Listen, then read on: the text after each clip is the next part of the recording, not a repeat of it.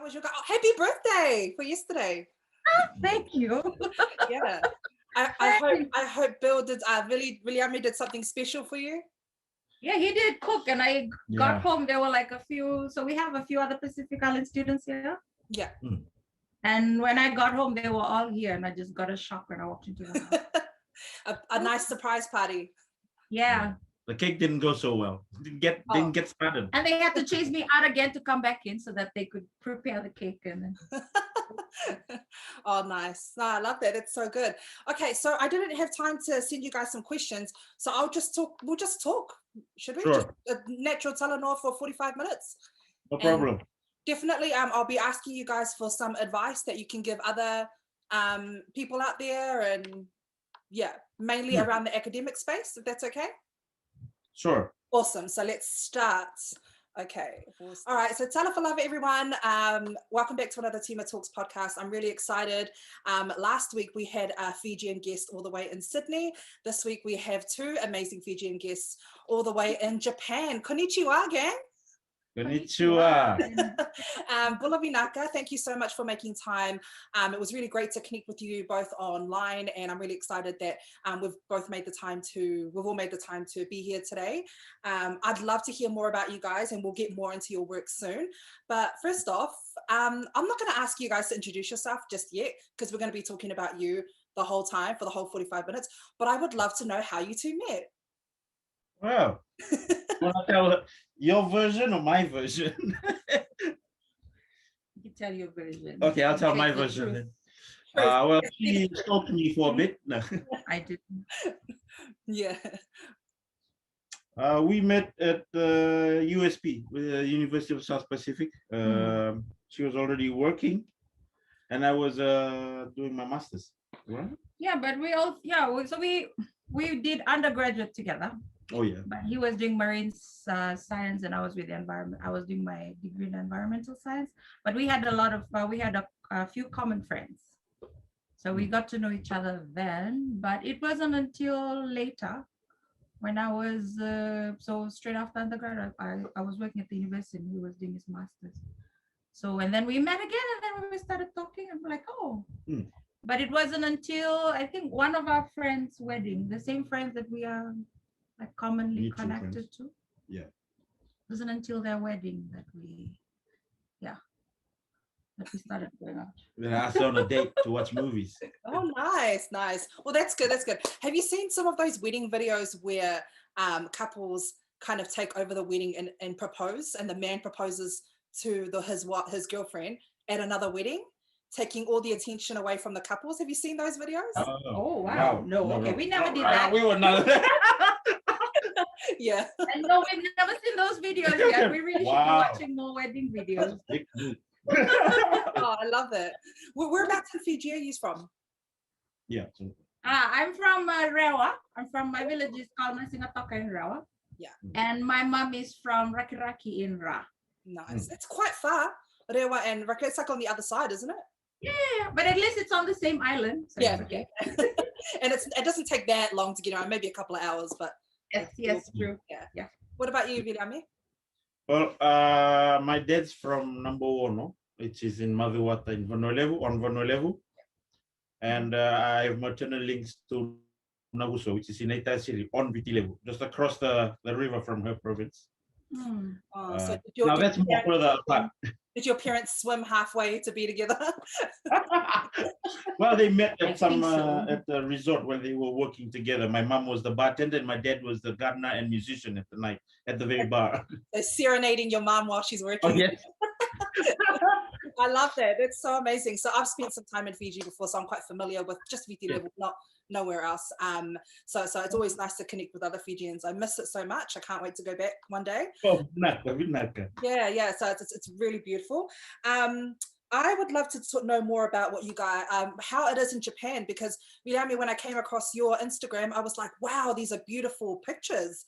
I was like, when I visualize Japan, I visualize a busy city, but I see you both enjoying the snow, the nature. Like, talk about society there in Japan. So I made the move first to Japan. So we had been about 1.5 to 2 years into our marriage. And I decided to quit my job and come over to Japan. And they had the scholarship, which is offered by the Japanese government to Pacific Islanders. So if you're listening to this podcast and you don't know that there are scholarships to come to Japan, you can get paid to come and study in Japan. And muck around. Yeah, and travel, but also study. Yeah, so how more different can you get than a Japanese experience? Because one very obvious difference is you are well aware, Fijians and most Pacific Islanders are very laid back. So we like to take our time and Fiji we time. chill, Fiji time. Yeah. But in Japan, it's very different. Yeah, a meeting at 5 means you turn up at 4:30 or something like that. It's very different to experience, and it's big city. The culture is different, the language is different. So we were really fish out of water when we first came. And I moved to Kagoshima, which is in the south of Japan.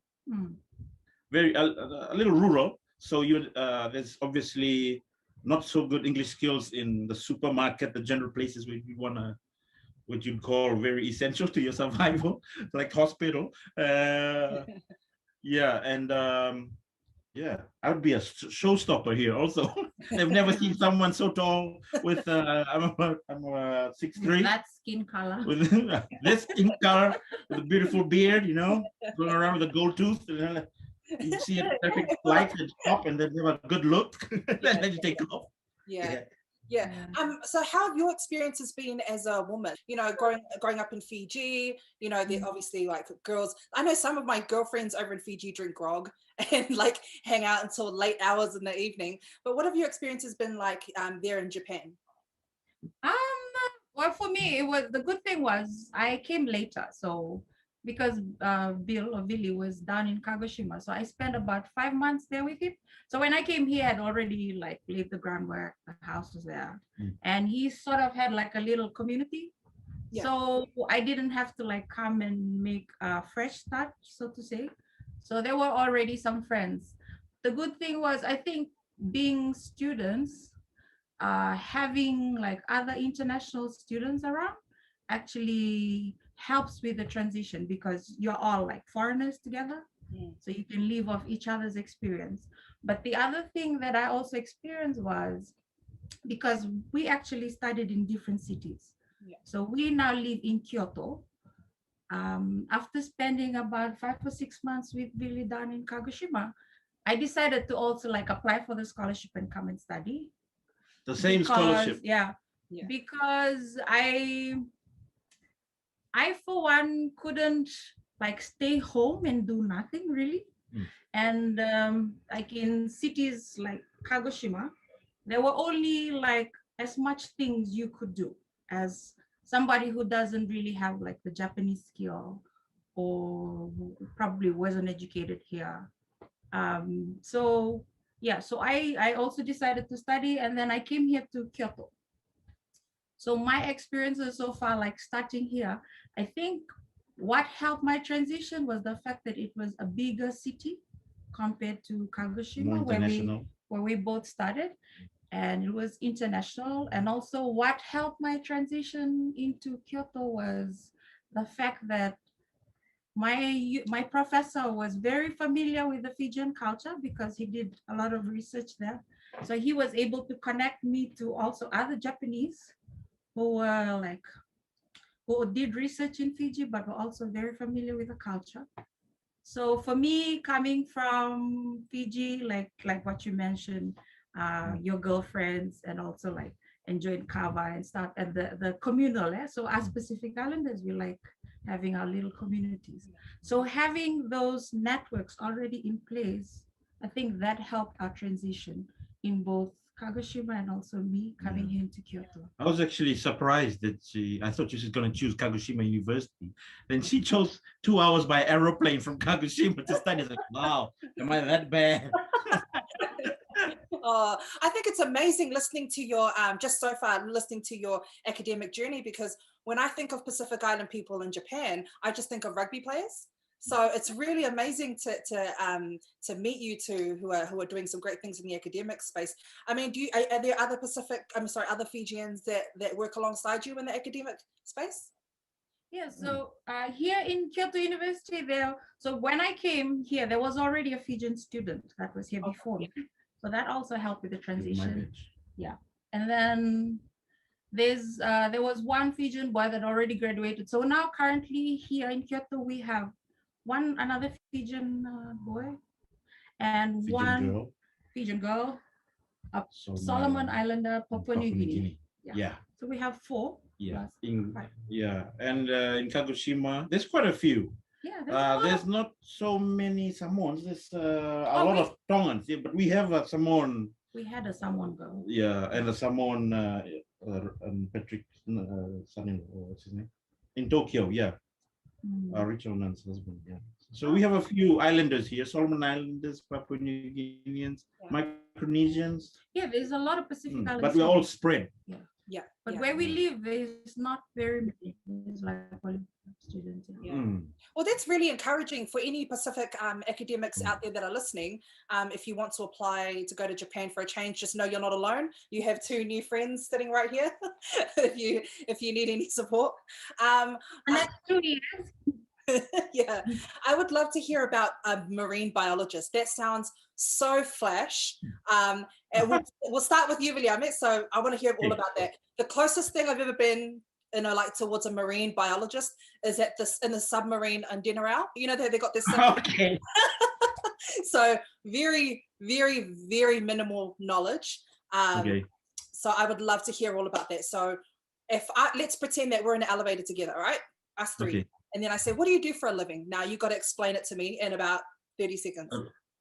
Elevator pitch. Okay, so marine biology is a very relevant study to the Pacific. We're coming from countries that are islands, surrounded by the ocean. So it's very important for us to know what's happening in our oceans, how to protect it. So there's no other field that's more relevant, I feel, to us Pacific Islanders in the face of climate change and other stresses than marine biology. Oh, sold. Oh, awesome. And what about you, Sai? Like, if we were in the elevator, us 3, and I'm like, Sai, what do you do for a living? Go. So for a living, currently I'm a student.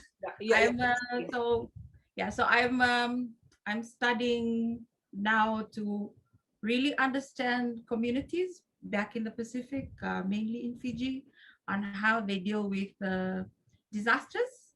So my research and what I'm really interested in the moment is like community-based disaster management for Fiji, and also how we can take those lessons to other Pacific islands, just to strengthen how we're living in the current times, looking at how climate is changing and all these impacts that the small islands are facing. Yeah. So yeah, that's like my current work right now, my current interest. That sounds so important. One of my friends who's over in Fiji, even in Samoa, because that's where I'm from. Well, I'm born and bred here in New Zealand, but that's where my parents are from. And they're always complaining about the government and how the Pacific governments don't really put too much effort towards climate change. So I think that's really important that what you guys are studying. So that's cool. Do you guys agree? Like, do you think that people, or maybe we can't comment on that? Oh, no, we can. Do you agree that because a lot of my friends are climate change activists and want to better the Pacific, but they just feel like some Pacific governments are just very, what do you call it? Just not very open-minded towards new ideas and new change. I think like in the Pacific, there's a lot more focus on like technical kind of technology to help communities, like infrastructure, for example. Yeah. So I think that's where like a lot of where the money goes. Yeah. Okay. Yeah. Sorry. But it's from the government's perspective, it's a very delicate balance between development and trying to protect ecosystems of the environment. So it's about now there's a shift, more recently, towards like a blue, green, or green economy, sustainable development. and the country is slowly working its way there by aligning towards international agreements, and these then hopefully filter down to make policy, and policy affects change, because this is where essentially the rubber meets the road, and there's traction and there's movement in efforts towards protecting our resources and communities, and yeah. Oh, awesome. Thank you. That's a really great comment. But now I'm interested to know from both of you, what inspired your field of study in your careers? I mean, were you swimming on the beach one day, William, and you thought, oh, I want to study marine biology? Well, wow, this is actually a very funny story behind it. I love that. Yes. I was directed to become towards, as a young year 13 student at St. Bernard's College in Wellington, towards architecture. Yeah. So, and then my mom was in America. She was working, and then she says, okay, you need to show me what are the costs associated with being an architect, in an architecture major. So we flipped through the Victoria University page, and it was like, wow, it's expensive being an architect. What's the cheapest? And she goes, marine biology. Yeah. But then, life threw me a lemon. I made lemonade out of it, I guess, because I learned to love it. Yeah. I eventually really, really enjoyed it, even though I didn't take biology in school. So this is also, for students or people who are watching, that, it doesn't mean that you have this set, but life's often throwing you curveballs. Like right now, COVID situation, you might not be able to go to the place that you really wanted to go and study and stuff. Might closer to home. Yeah. So it made me realize in New Zealand that the best field sites back home in Fiji, because the University of South Pacific's there, and the field site is right by the ocean, just a few meters from the campus. We get to do all that. So yeah, for me, it wasn't really like some people say, a lifelong dream. It's actually by chance, and life threw a curveball, and I just went with it, and I just learned to really, really like it. Yeah, that's me. That's amazing. That's pretty cool. I love that. Life threw you a lemon, you made lemonade. Is that original? No. So you don't face it. Awesome. Sai, what inspired your area of study? For me, so after high school, I did like a year of foundation at USP in Suva, and then I took a year break. Mainly because I just didn't know what study I wanted to do, but I was going towards like science, and I was really interested in that. So one day a friend of mine, Emma, came home, and she went, Sai, I think you should do environmental science. Mainly because there's a lot of field trips, and we are the same people. Like, we like to be outside and not inside the classroom learning. So she was like, there's a lot of field trips, and we'll get to see a lot of places, and the classes are okay. So that's actually how I got to choose environmental science as a major, from one of my best friends' experience as a first year at the USP. So that's how I got to choose to study environmental science. And then later on, I was one person who was always eager to learn, and I really didn't know what I wanted to do later on. So my last year of studies, I did a lot of I used to work with professors I wanted to be an archaeologist, and work with one of our professors, Professor Patrick Nunn, to work in a Lapita archaeology site in Fiji. So then I thought, okay, maybe this is the field that I wanted to go. And then after that, I was like, okay, no, I still want to see other things. I also worked with another professor of ours, Professor Randy Fabian, who was a professor looking at biogeography in the Pacific. So worked with him on a book based in Fiji. And then eventually I realized that I wanted to work with communities to really learn from them and understand them.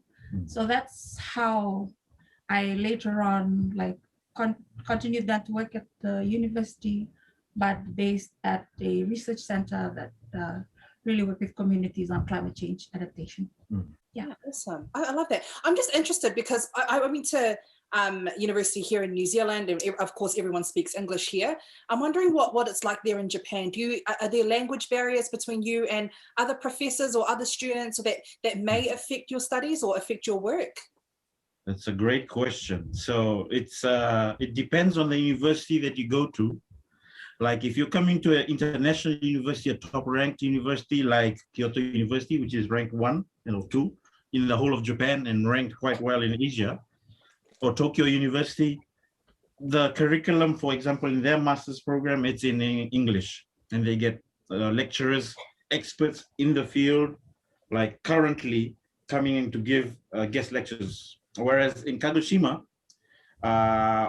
we have to learn a little bit of Japanese. So lecturers, because of the international community, students, they either have to put slides that are in English and speak Japanese, or speak English and slides in Japanese.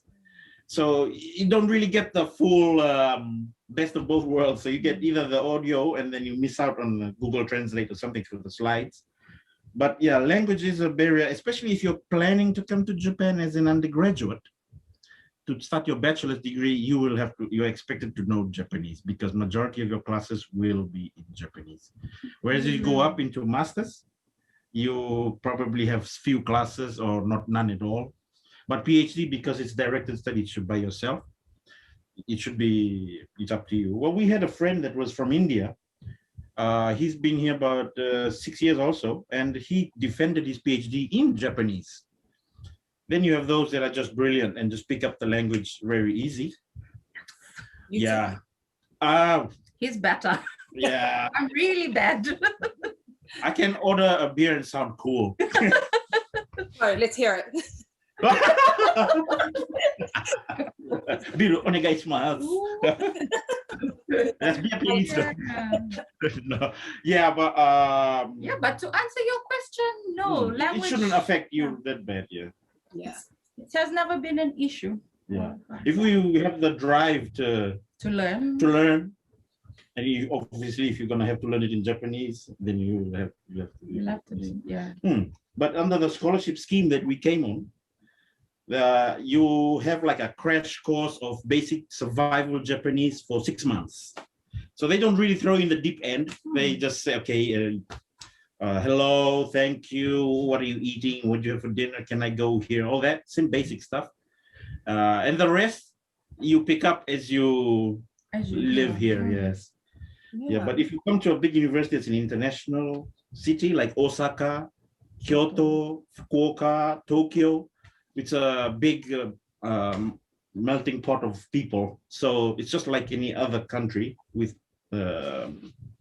foreigners everywhere, and there'll be English, so not a problem. But if you choose a university or even high school in a rural area, Japanese will be your first stop before your studies. Yeah. I'm wondering, do you have access to Grog? Because, seeing as there's a Pacific community there, and, Tongans, Fijians, some Samoans like to, not many Samoans, but Tongans and Fijians love to drink Grog just to socialize and wind down. I'm wondering if you guys do that. And if you do, how do you get access to Grog? Yeah, so we get either through families who send the Grog over. Yeah. Or when we go over to Fiji, you bring a lot. Grog. Yeah, there's not much restriction. Bring the whole trees. Doing the whole route, yeah. As compared to Australia, somewhere where there's restrictions, there's not much restrictions here. I've ordered through Wakanavu. I saw on your podcast you mentioned Wakanavu. I've ordered through Wakanavu. Yeah. They have a few focal points here. Is Shinji in Fukuoka, and also a Samoan friend of mine. Okay. So I order through the focal point here, and he gets me the Grog. Yeah. Yeah. That was great. I think Tui thought I made that name up. I don't think he's heard of Wakanavu before. Oh, really? When I mentioned it, he laughed, and I thought, oh, maybe he hasn't heard of it. I think I'll ask him after this. It's legit. You should tell him it's a legit business. It's a legit business, and it's a really great social enterprise. It's really great. Yeah. I love it. Yeah. So we often meet with the community here. We have Grog, the rugby boys also meet, have Kava a lot. They have Kava bar here. Yeah. In Tokyo, the common one. And we have Fiji bar here, but yeah, he sells per bowl or tanoa, I think. Yeah. Oh, awesome. What are some of the foods that you guys like to eat over there? Do you make your own island? I saw yesterday you made some island food, which was great. But just in general, like, I mean, what are some of the foods like there? Yeah, so here you get the stuff that you see on everything about Japan, like sushi, the sashimi, the normal takoyaki and sukiyaki. My favorite, takoyaki. Okonomiyaki, yeah. But then you also get, when you go to the rural places, then you get by prefecture specific dishes like raw chicken. What? What? Raw chicken, yeah, raw chicken, torisashi, raw horse, yeah. How do you eat that without getting a stomachache? Yeah, without salmonella. Also, Japan is like one of the world's, I mean, best in like food safety. Yeah. So they prepare it really well. Yeah. So it's actually like the raw chicken. Raw chicken. Yes. But it's cut like really thin, and then you put it in soy sauce. Yeah. Have you eaten it? Yeah. It's a great izakaya food where you go in a little smoky room bar thing they call izakaya with beer and something, and there's a little dish with raw chicken on it, and So I want to try that. I want to try. Well, actually, in last week's podcast, Tui was talking about eating crocodile sausages. Oh, wow. Oh yeah. And now you're talking about raw chicken. Yeah, raw chicken. Raw. There's raw chicken. There's kurabuta, the black pork. Yeah. Besides the fish, there's also other interesting things you can eat here. So we basically like can find all the seafood that we like here in Japan. The taste may be a bit different, and we've learned now now we've seen the best coconut, the lolo that we can use. Yeah, coconut milk. So the Kara one tastes kind of similar to fresh coconut, so we've been using that. So whenever we have a craving for like ikawakamiti or kokonda, we have that. A friend of ours usually orders plantain. So if we need and cassava, like we can order online. Taro is not so, the variety they have here that we've tried is the really small ones, and the one when you eat it's like waterlogged taro. It's just different. I think different variety. Different variety, yeah. And different environment from like us in the Pacific. But there's a lot of rice. It's a staple here. A lot of rice. Yeah. Oh, that's amazing. And what's the cost? Sorry, what were you saying, Sai? No, I just wanted to say like kumala. There's a lot of sweet kumala. potato. Sweet potato. You can be healthy. That sounds like all sounds like really healthy foods, except for the raw chicken. That sounds a bit weird. But sounds like a really healthy. You can eat really healthy, just like we do in the islands sometimes. What's the cost of living like? Just for any Pacific academics out there who want to start a life and a career in Japan and a bit worried about the cost. Could you talk to us about that? Yeah, it also depends where you stay. Yeah, where you want to go and stay. Metropolitan Tokyo. Tokyo is very expensive. Very expensive. It's one of the expensive cities in the world, one of the most expensive cities in the world. We've never lived there, so we don't really know. But from what our friends have told us, apartments like they can be really small, but they'll cost so much compared to like maybe other bigger cities like Osaka and Kyoto where we stay. But I also think that like the cost of living will also match sort of like a salary that you get here. Right. Or like for our students, the allowance that they give you, it's actually more than enough. Like you can survive, pay for all your utilities, have your phone and internet, and also have money for like a few fun stuff and drinks. But Japan is an expensive country to live. That's for sure. Yeah. Just like New Zealand. Just like New Zealand. You should always be prepared. Like if you want to come and live here, there's a lot of like blogs and like people that are staying here that can depends on the city where you live in. Because I lived in a city and the same number of bedrooms. We have 2 bedrooms here, and it's like 7. Okay, we pay about 800, 900 USD a month for this. Okay. Yeah. US dollar, with all bills and the internet and everything, about 900 is the ceiling USD a month, and that's a lot. I lived in the same size apartment, and it was like 400 USD, half of that in a rural university. Yeah. So it's sort of you have to weigh, like when you apply to a university here, you scope out all that university, but not only that, you gotta scope out the cost of living, the amenities, what you can do around the city. So because all this all ties in down to the yen, because the stipend would probably be fixed depending on the type of scholarship. If you come as a JICA, if you come as a mixed. So plan well, because you're allowed to do certain scholarships allow you to do part-time jobs. Oh yeah, that's a good thing about studying in Japan. You're allowed to do certain scholarships. Oh yeah, you're allowed to do part-time work to supplement your. And there's always like a lot of part-time work if you're in a big city like ours. There's a lot of English teaching. English. Yeah. Oh, so awesome. Talk about some of the challenges that you've experienced as foreigners, foreign exchange, international students. So I guess, Sai, you could talk about some struggles as an international student, and if you could talk about the struggles as just a foreigner in the workplace. We'll start with William. Okay, yeah. So taking it back, because I can also identify with being a student. When I was at Fijian University, I was the head of the Foreign Students Association for 2018 to 2019. So I got a lot of pretty dark stories as well on struggles of foreigners in Japan, because one, it can be tough on people who are not used to a strong hierarchical system they have here, because you come in as a new student, and then there are people who have already been there. They're a little bit higher up in terms of the length of time they've been there. Sorry, that was our rice cooker. It just makes a sound like it's cooked. I thought it was the kettle. Yeah, it's rice. Yeah, but other than language, they can also get stuck on red tape. Sometimes it can be a lot of red tape. What do you mean by red tape? A little bit bureaucracy as you work. And I hear some stories of workers that face some difficulties as a foreigner in an all Japanese workplace. But the upside is Japan is, because it was just a closed society just very recently, and then it's now becoming more international. It's accepting more foreigners coming in. It's slowly opening up. And I can't speak for the experience of women here, but I've also read it can be a bit tough on women as well. Okay. But I can speak on that.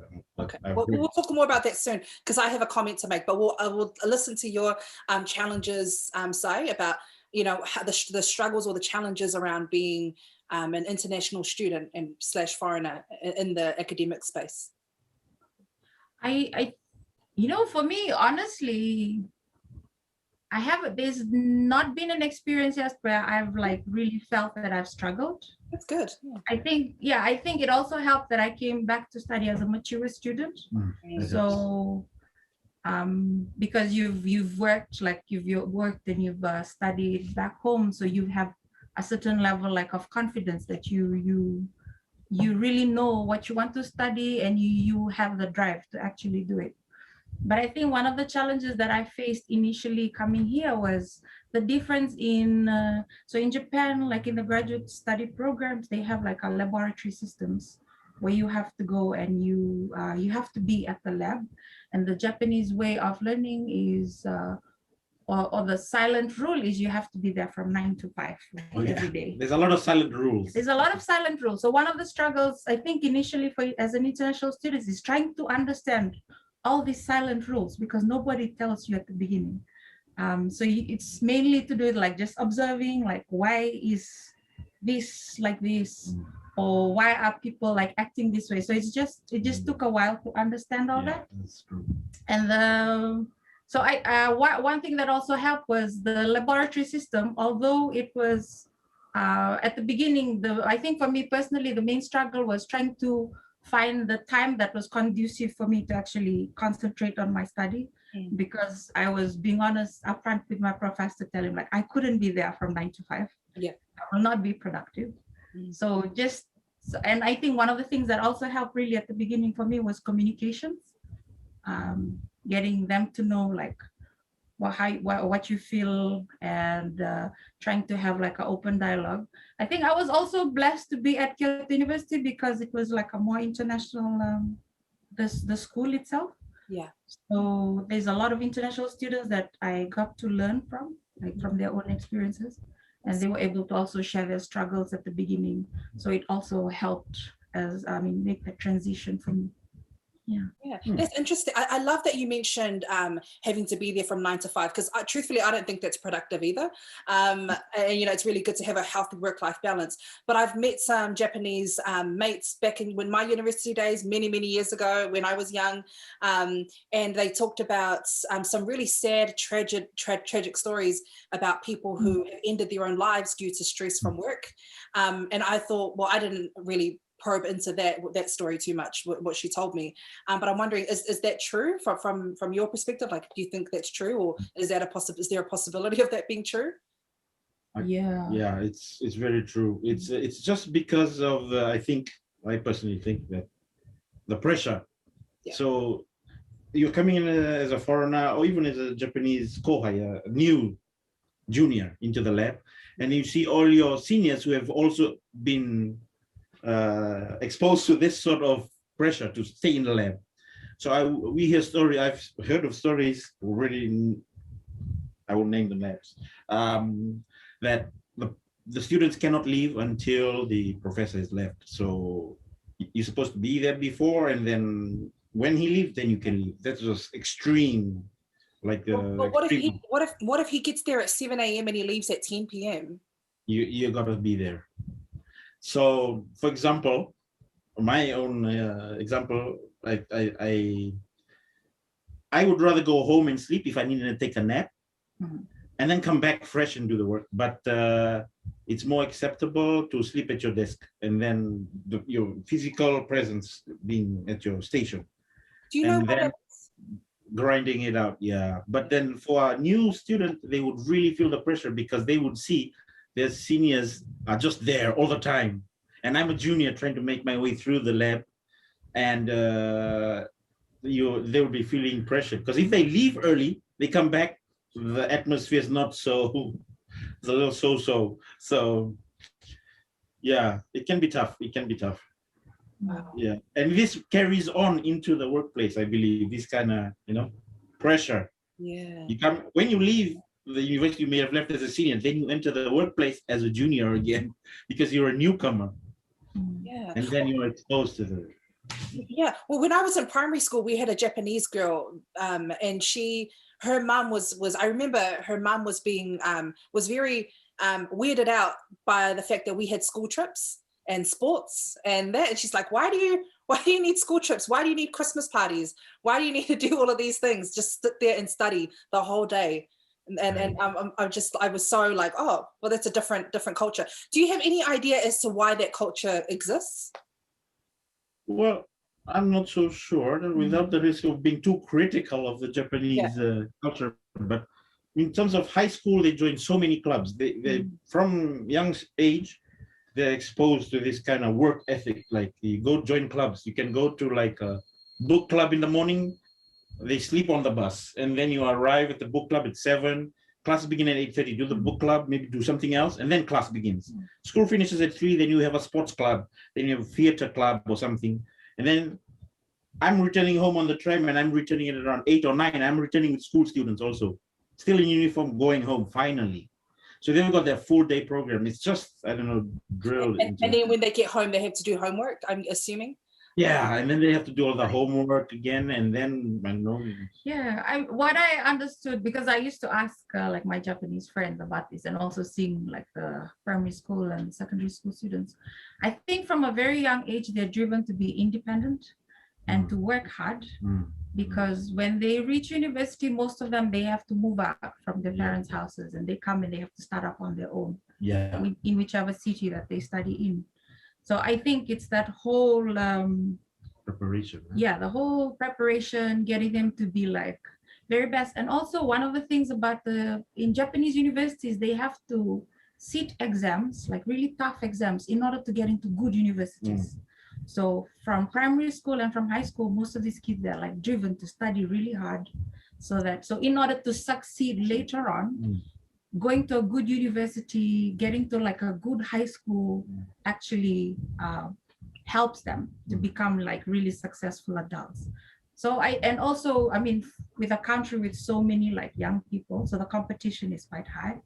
So that's when I really got to start, I understand about why they are as they are and why we are as we are from the Pacific. Yeah. And just to add on the independence, they're like 6-year-olds who catch the train by themselves. They can be like 3 trains, transit with hundreds of people on the train by themselves to get to school. At 6, they're already, maybe the mother will take them once or twice, and we see kids in their uniform with little hats and little cute bags walking past, going home by themselves. They're already independent, crossing roads that are like 4 lanes and walking home. Wow. So And then there's us, we're not even allowed to like go with our friends, you know? Exactly. For 1 hour, Exactly. not even allowed to go to the movies with our friends when we were younger. So, wow, that's pretty amazing. It's really amazing, especially like with us, like my parents, there's never been any pressure on me to move out. I'm 30 and there's like never been any pressure. And then them, it's so amazing. Like, wow. I'm learning so much about Japan from 2 Fijians. I love that. That's so cool. So for any, you mentioned blogs before, like blogs that about Japanese life that are available online. But for any academics, Pacifica academics from all over New Zealand, Australia, wherever, or the Pacific, that would want to know, what does a day in the life look like for both of you as a student and as someone in the workforce? Yeah, because Bill works at home. I work at home. Oh, okay, so. well, what is a day, like say if you're out and about, let's pretend there's no COVID in a good world, there's no COVID. What does a typical day look like? So I have to get there before the students. So probably I'll be up at around 6 and 7 I'll be at the university. I'll probably, if I have experiments going, I'll have to do my daily work on the experiments, and then I'm at my desk when the students arrive, checking manuscripts, and I'm probably there until 9 p.m. yeah. 8. 9 a.m. Yeah, but when I was a student, that wasn't me. I wasn't all about that. I left when I felt tired or needed a change of atmosphere. Yeah, it's a full day. And for students? Oh yeah, for me, the good thing about being a graduate student is you can like create your own the times that's good for you. But when I was doing my master's, I had a lot of classes. So if I had to take these classes, so my day would start at around 8 o'clock. And if I had to take these classes, and usually they finish at around 6 if it was so like different periods in a day. But right now I'm trying to better like my schedule. So I was just sharing with Bill, now I'm gonna sleep early and then be out of the house by 9 a.m. and do Netflix. No. And then try and be productive during the day, because before I used to like working, so I used to go to the lab at like 11 o'clock and then come back late. So now I'm trying to go there at 9 and then come back home at around 4 or 5, have dinner, chill, and then sleep. Yeah, but that's during the days I actually get to go to school. Yeah. When I was a student, it was a lot more hectic. I'd be up at 3:30 because I had a part-time work at the fish market, and they started early in the morning at 4. So I'd go at 4 and then come back by 8:30, straight shower, straight to lab until about 5, 6. Then either I go home or I have rugby practice, and then finish at 9. So, but I kept my schedule busy, because if you, as a foreign student coming here, you can miss home quite easily. Yeah. So yeah, I made sure that my schedule was busy so that I didn't have time to, I just get home too tired, not enough time to sit there, put my fingers on the couch and think of home. Yeah. So, and just sometimes sleep sometimes. I mean, I would. Yeah. The first year is hard. The first year is really hard, especially if you come from like Sai here, very tight-knit family, and 5 sisters. They're very close, and it can hit very hard because you come in, if you're alone, you come here, it's a hollow little room, it can feel cold, and you're just thinking of home. They're sending videos which do not help when they're sending videos of food. uh, and yeah, you can quickly. We have a class. We had a class when arriving. It's called reverse culture shock. Oh, you have. Yeah. Wow. So you have the first initial culture shock when you arrive. Like, wow, everything's so novel, everything's so new, the culture different. And then you get the reverse. It's sort of calmed down a bit, and then all of a sudden you just I want to go home.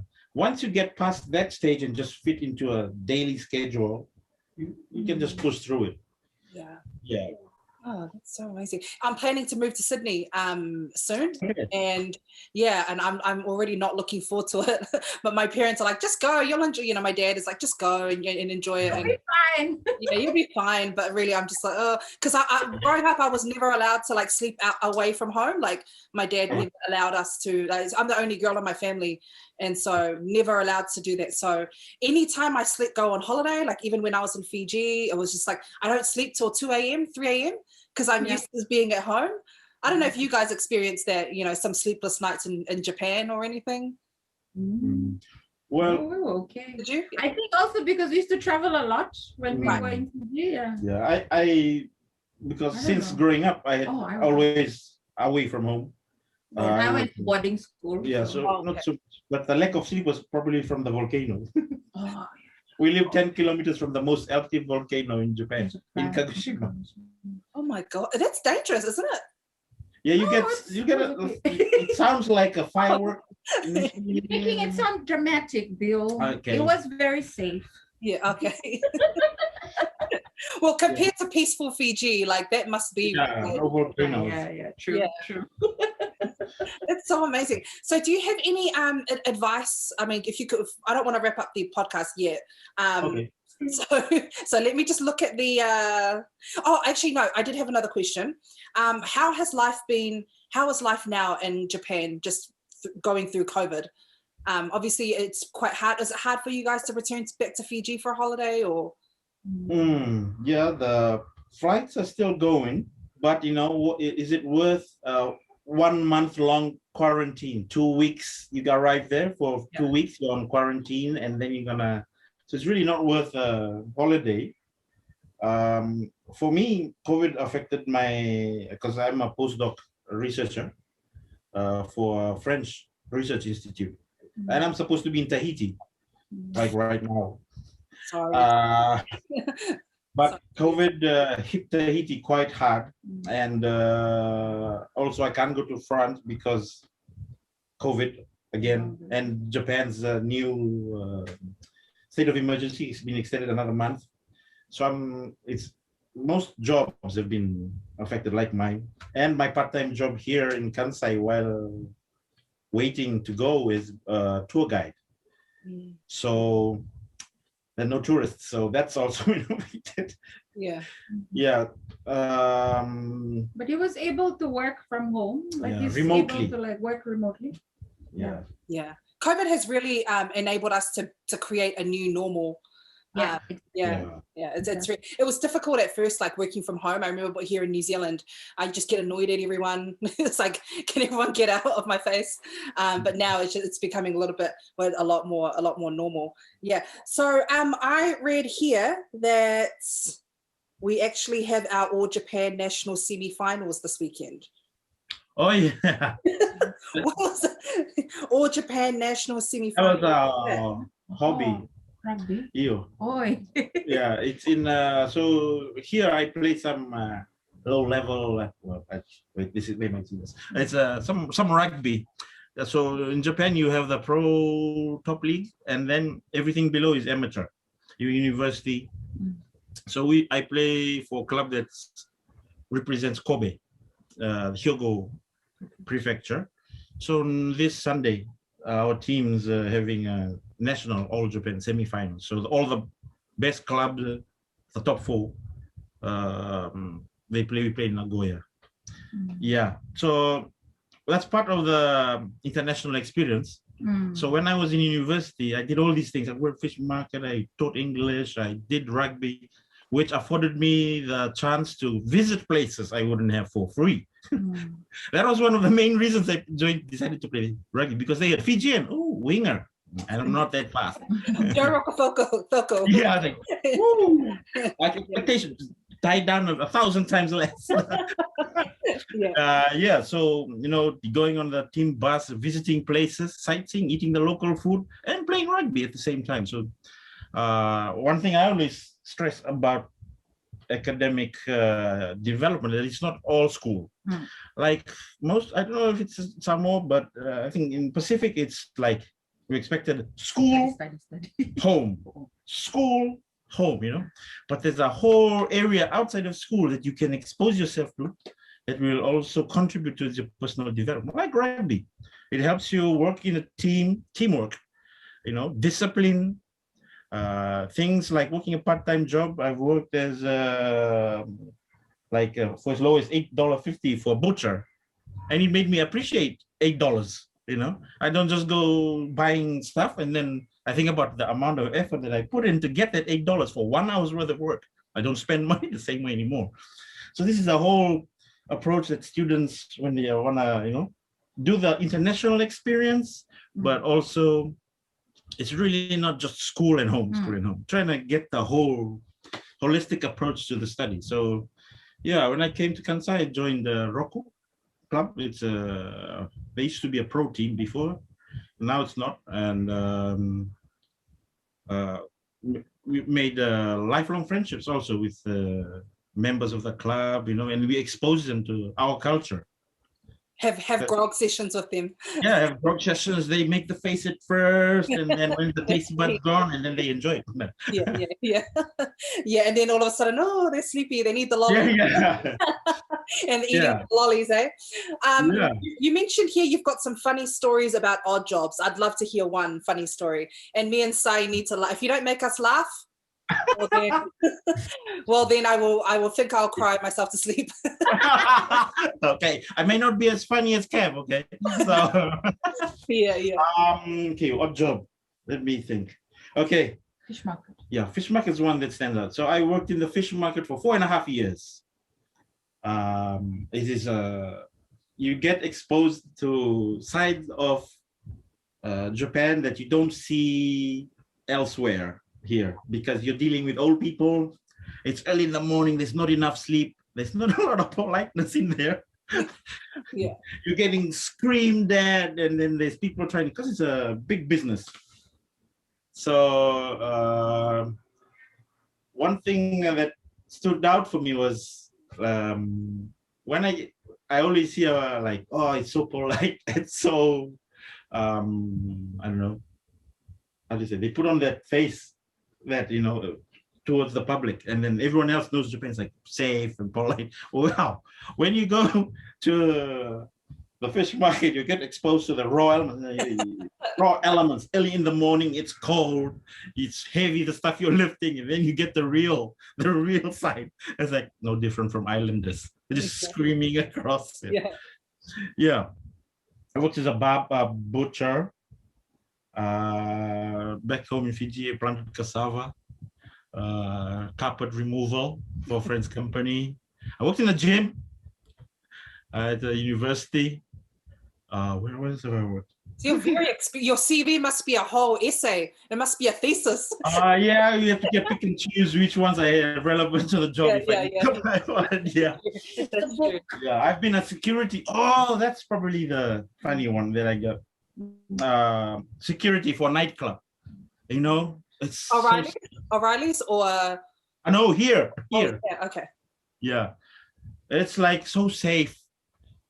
It's like, oh, my ID, and then, oh, I'm so sorry. Here's your ID.